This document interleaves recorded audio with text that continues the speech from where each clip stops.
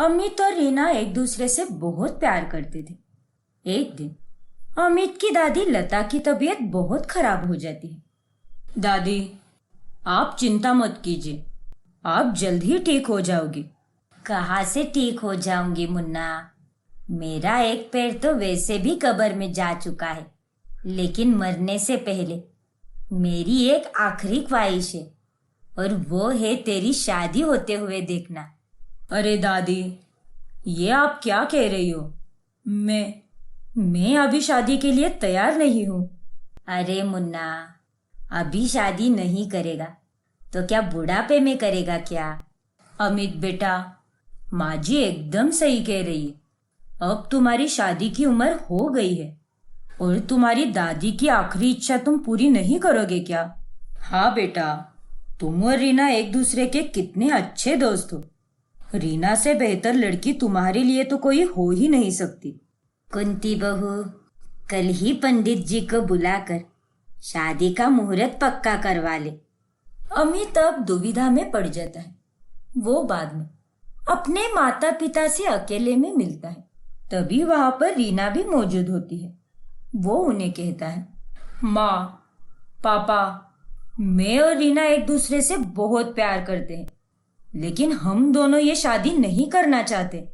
हाँ uncle aunty, शादी सिर्फ दो लोगों को साथ रहने के लिए एक लाइसेंस है, और बिना शादी के भी हम दोनों साथ में अच्छे हैं ना। एक दूसरे को वक्त देते हैं, एक साथ काम करते हैं, एक दूसरे के परिवार वालों की रिस्पेक्ट भी करते हैं। इससे ज्यादा हमें और क्या चाहिए? लेकिन रीना बेटा, तुम्हें मेरी माँ की आखिरी इच्छा तो पूरी करनी ही होगी। पोता पोती ना सही, लेकिन कम से कम वो तुम दोनों की शादी होते हुए तो देख सकती है ना। इससे अच्छी बात और क्या हो सकती है? अमित बेटा, क्या अपनी दादी की खुशी के लिए तो इतना भी नहीं कर सकता? अमित और रीना को ना चाहते हुए भी शादी करनी पड़ती है, और लता उनकी शादी को देख बहुत खुश होती है। शादी के बाद अब चीजें धीरे धीरे बदलने लगती है। एक रोज जब रीना किचन में काम कर रही होती है, तभी ओ गॉड, ना जाने कब बनेगी ये सब्जी और पुलाव। ओवन में खीर गरम करने रखी थी। शिट, कहीं जल न गई हो। क्या हुआ मेरी मास्टर शेफ बीवी साहिबा, क्यों इतना टेंशन में हो? अच्छा हुआ अमित तुम आ गए। प्लीज वहां रखे हुए वो प्याज काट दो, और वो आलू को भी मैश करो। मैं जल्दी से पराठे बना दूंगी। और हाँ, सब्जी को भी देखो, कहीं जल ना जाए। ओके बीवी साहिबा। फिर अमित किचन में काम करने लगता है। तभी वहां पर लता और कुंती आती है। अमित बेटा, ये सब क्या है? तू इस घर का चिराग है, और तू घर की रसोई में काम कर रहा है। हाँ मुन्ना, ये सब काम तुझे बिल्कुल भी शोभा नहीं देते। चल जल्दी बाहर जा, बहू अकेली कर लेगी ये काम। आखिरकार ये सारे काम लड़कियों के होते हैं, वो सब संभाल लेगी। तू चल बाहर। अरे दादी जी, माँ जी, आप ये कैसी बातें कर रही है? आधे घंटे में मुझे ऑफिस के लिए निकलना है। मैं सिर्फ घर में रहने वाली बहू थोड़ी ना हूँ। मुझे ऑफिस जाकर वहां का काम भी करना पड़ता है। मैं अकेले सब कुछ कैसे संभालूंगी? वो सब हमें नहीं पता बहू। अब जब तुम इस घर की बहू बन चुकी हो, तो तुम्हें अपने बहू धर्म को निभाना ही होगा। उनकी बातें सुनकर रीना एकदम हैरान रह जाती है, और बाद में ऑफिस जाते वक्त वो अमित से गुस्से में कहती है, जब सब लोग मुझे इतना सुना रहे थे, तब तुम अपने मुंह में दही जमाए हुए क्यों खड़े थे? क्यों नहीं बोला कुछ वहां पर? शादी से पहले तो तुम मेरे हर एक छोटे से छोटे काम में मदद किया करते थे, लेकिन अब देखो क्या हालत है। लेकिन रीना, मैंने तुम्हारी मदद करने की कोशिश तो की थी ना, लेकिन सब लोग मुझे इतना कहने लगे, इसलिए मुझे किचन से बाहर जाना ही पड़ा। तुम्हारे पास तो हमेशा यही जवाब होता है, तुमसे तो बात करना ही बेकार है। हाँ तो मत करो बात। ठीक है, जाओ तुम। मैं नहीं आने वाली तुम्हारी कार में ऑफिस। मैं टैक्सी से चली जाऊंगी। रीना, अरे रीना, मेरी बात तो सुनो, रुको तो।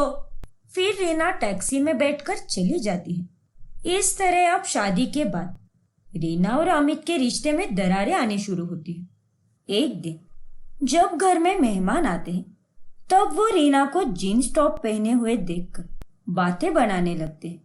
जिसके बाद लता और कुंती रीना से कहती है, बहू, अपना ये जीन्स और पैनेट पहनना बंद कर दो। हाँ बहू, तुम इस घर की बहू हो, तुम्हें साड़ी पहननी चाहिए। तुम ये सब क्या पहनती हो? जाओ, जाकर साड़ी पहन कर आओ। लेकिन माँ जी, दादी जी, मुझे इन्हीं कपड़ों में कंफर्टेबल फील होता है।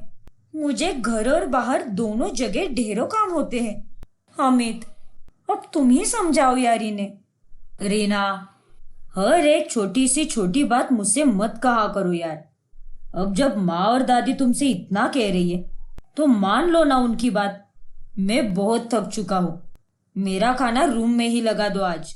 फिर रीना को ना चाहते हुए भी अपनी सास और दादी सास के कहने पर साड़ी पहननी पड़ती है। दिन ब दिन रीना पर उसके पिछड़ी हुई सोच वाले ससुराल का दबाव बढ़ता ही जाता है और अमित भी रीना के लिए अपने परिवार के खिलाफ नहीं जाता है, जिस कारण रीना की सहनशीलता खत्म हो जाती है।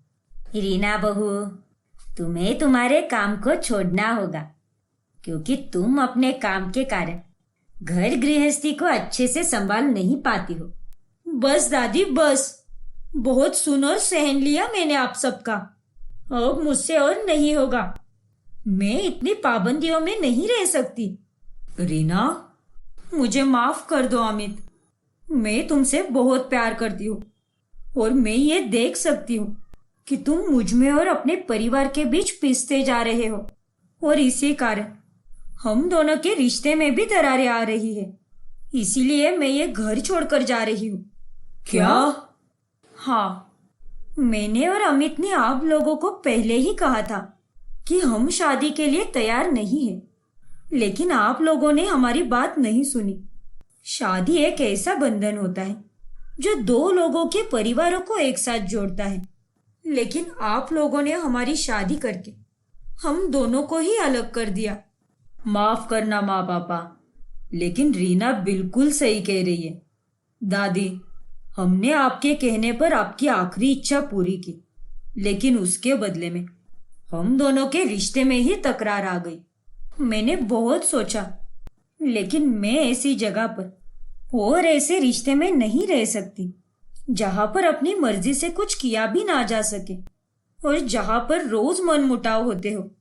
रीना और अमित की बातें सुनकर लता और कुंती की अकल ठिकाने पर आ जाती है और वो उनसे कहती है, बच्चों, जल्दबाजी में कोई भी भूल मत करो और मुझे माफ कर दो। मैंने तुम दोनों को समझा ही नहीं और अपनी इच्छा जाहिर कर दी। तुम दोनों ने हम बड़ों के आदेश का पालन किया, हमारा मान रखा। जब तुम दोनों हमारी पुरानी सोच को सम्मान देकर अपने जीवन में आगे कदम बढ़ा सकते हो, तो हम तुम्हारी नई सोच को सम्मान क्यों ना दें? हाँ बच्चों, माँ जी बिल्कुल सही कह रही है और मुझे भी माफ कर दो। माँ जी तो फिर भी बुजुर्ग है, लेकिन मुझे तुम दोनों को समझ लेना चाहिए था।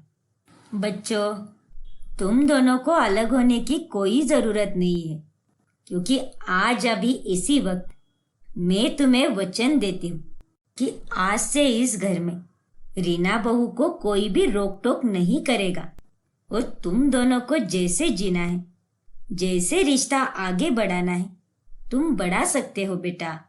थैंक यू सो मच दादी, आपने हमें कितने अच्छी तरह से समझ के लिया। दादी, आप हमें समझ पाई, इसीलिए सब अच्छा हो गया, वरना आज तो मैं और रीना अलग ही हो जाते। तुम दोनों कभी अलग नहीं हो सकते। 4 दिन की इस शादी को अब 7 जन्मों तक निभाने का समय आ गया है। आओ, मेरे पास आओ। रीना और अमित दोनों लता के पास चले जाते हैं और उन्हें गले लगाकर उनका आशीर्वाद लेते हैं और इस तरह अंत में सब ठीक हो जाता है और सभी एक साथ प्यार में खुशी से रहने लगते हैं। सिमरन अपनी सास रोमिला के साथ रहती है। सिमरन का पति उसे शादी के कुछ महीनों बाद ही छोड़कर भाग गया था। उसने अपनी माँ के बारे में भी नहीं सोचा। वही रोमिला के पति यानी सिमरन के ससुर जी का कई सालों पहले स्वर्गवास हो चुका था। दोनों सास बहू मिलकर फूलों का बिजनेस करती है और बुके, हार और मालाएं बनाकर उन्हें बेचा करती है। उनकी एक छोटी सी दुकान होती है। ये लीजिए काकी जी, आपका हार, और ये आपका गुलाबों का बुके भाई साहब। ये लो तुम्हारे पैसे। बहुत ही सुंदर हार बनाया है तुमने सिमरन बिटिया। अरे काकी, सिमरन और रोमिला काकी तो बहुत ही अच्छे हार और बुके बनाते हैं, इसीलिए मैं हमेशा यही से खरीदता हूँ। इस एक महीने में तो मेरी ये चौथी डेट है। बस आशीर्वाद दीजिए कि ये गुलाबों का बुके देखकर लड़की खुश हो जाए। हो जाएगी बेटा, इस बार तो लड़की पक्का खुश हो जाएगी। दोनों सास बहू दिन रात मेहनत करके पैसे कमाती है और अपना गुजार बसार करती है। सिमरन को फूल हार बनाने के अलावा फैशन और मॉडलिंग भी पसंद होता है, लेकिन गरीबी के चलते उसे अपने सपनों को भूल जाना पड़ता है। माफ कर देना बहू, तुझे अपने जीवन में हमेशा दुख ही मिला है। पहले तेरे माता पिता के जाने से गरीबी मिली और गरीबी के चलते तू अपने सपने को ही पूरा नहीं कर पाई, और फिर शादी के बाद मेरे बेटे ने तुझे इतना बड़ा धोखा दिया और वो तुझे छोड़कर दूसरी लड़की के साथ भाग गया। नहीं माँ जी, आप क्यों माफी मांग रही हो? गलती आपकी बेटी की है, आपकी नहीं। आप तो दुनिया की सबसे बेस्ट सास हो और तू सबसे बेस्ट बहू। सिमरन और रोमिला की तरक्की देख उसकी पड़ोसन चारू और उसकी बहू गायत्री उनसे बहुत जलती है। माँ जी, इन दोनों सास बहू को तो देखो, कैसे अकेले रहकर भी दोनों अपना घर चला रही है, अपना पेट भर रही है।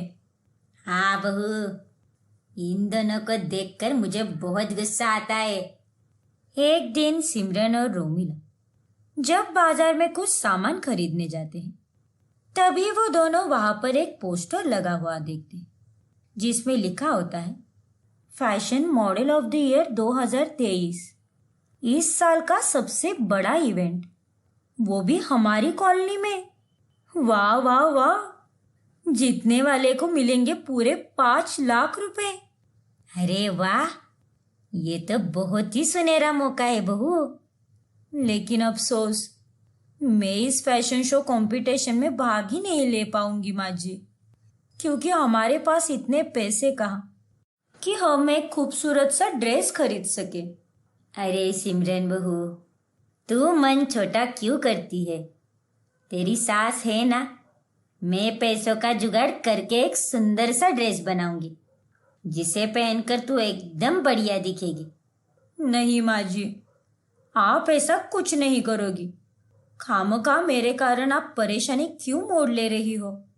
नहीं बहू, तू मुझे अपनी माँ समान मानती है ना, तो मुझे अपनी बेटी की मदद करने दे। अगर एक बेटी जीतेगी तो सबसे ज्यादा खुशी तो उसकी माँ को ही होगी ना। रोमिला सिमरन को मनाती है और वो यहाँ वहां से पैसों का बंदोबस्त करके अपनी बहू के लिए एक सुंदर सा ड्रेस खरीदती है। सिमरन को वो ड्रेस बहुत पसंद आता है। हाय, ये ड्रेस तो कितना प्यारा है। तुझ पर ये ड्रेस बहुत जचेगा। ये सब उनके घर के बाहर खड़ी चारू और गायत्री सुन लेते हैं। अच्छा, तो ये मैडम फैशन शो कंपटीशन में भाग लेने वाली है। माँ जी, ये सिमरन तो वाकई में सुंदर ही दिखती है। ऊपर से इसने ये ड्रेस पहन लिया तो ये और भी ज्यादा सुंदर दिखेगी, और अगर इसने ये कंपटीशन जीत लिया तो ये दोनों की दोनों पैसों से मालामाल हो जाएगी। हाँ गायत्री बहू, तू एकदम सही कह रही है। इसीलिए हमें कुछ ऐसा करना होगा जिससे ये चुड़ैल उस फैशन शो कंपटीशन में हिस्सा ही ना ले पाए। दोनों क्रूर सास बहू मिलकर सिमरन के ड्रेस को बर्बाद करने की योजना बनाते। रात में वो दोनों चुपके से उनके घर में घुसती और सिमरन के ड्रेस को कैंची से फाड़ देती है। अगली सुबह जब सिमरन और रोमिला उस ड्रेस को फटा हुआ देखती है तब वो दोनों बहुत दुखी हो जाती है। हे भगवान, ये क्या हो गया इस ड्रेस को? ये किसने किया होगा? कल फैशन शो है, मेरा ड्रेस तो पूरी तरह खराब हो चुका है। अब मैं कल क्या पहनूंगी माँ जी? तू चिंता मत कर बहू, हम कोई ना कोई रास्ता जरूर ढूंढ निकालेंगे। कैसे माँ जी? अब तो हमारे पास पैसे भी नहीं है। उल्टा आपने इस ड्रेस के लिए ही लोगों से पैसे लिए थे। दोनों सास बहू काफी परेशान हो जाती है। वही इन दोनों को चिंतित देख चारू और उसकी बहू के मन में ढेर सारे लड्डू फूटते हैं। अब जाकर दिखाइए फैशन शो में। हीरो और बहुत झांसी की रानी बनती थी ना दोनों, हो गई ना टाइट फिश। तभी आइन टाइम पर रोमिला को एक बहुत ही बड़ा सुझाव आता है और फिर वो बुके और हार बनाने वाले सामान से यानी फूलों और घास फूस से एक सुंदर सा ड्रेस सिलना शुरू करती है। अब ऐन वक्त पर मैं अपनी सिमरन को उदास नहीं देख सकती। ये घास से बना हुआ ड्रेस पहनकर वो बहुत सुंदर लगेगी। भगवान जी, अब सब कुछ आपके हाथों में है। रात भर जागकर रोमिला सिमरन के लिए घास का ड्रेस बनाती है, जिसे पहनकर सिमरन फैशन शो में जाने के लिए तैयार हो जाती है। वाओ माँ जी, ये घास से बना हुआ ड्रेस तो सच में बहुत सुंदर लग रहा है। थैंक यू सो मच माँ जी। वेलकम बहू, वेलकम। तू तो एकदम स्वर्ग से आई अप्सरा लग रही है इस ड्रेस में। तुझे किसी की नजर ना लगे बहू। फिर सिमरन उस घास के ड्रेस को पहनकर फैशन शो में रैंप वॉक करती और सभी दर्शक उसके लिए तालियां बजाते हैं। जजेस सिमरन का ये अनोखा ड्रेस देखकर बहुत इम्प्रेस हो जाते हैं। Wow, this is fantastic. ऐसी क्रिएटिविटी हमने आज से पहले कभी नहीं देखी। ये घास का ड्रेस तो एकदम कमाल का लग रहा है। हमें जिस तरह की फैशन मॉडल की तलाश थी, शायद वो हमें मिल चुकी है। Thank you so much sir.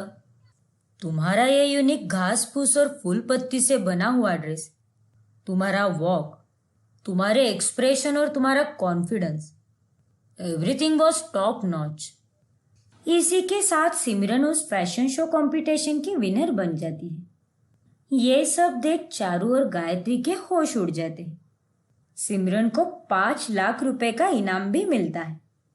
आगे जाकर वो एक बहुत बड़ी फैशन मॉडल बन जाती है और साथ ही उसकी सास को भी घास के ड्रेस के ऑर्डर मिलने लगते हैं। दोनों सास बहू जीवन में आगे जाकर खूब तरक्की करती है।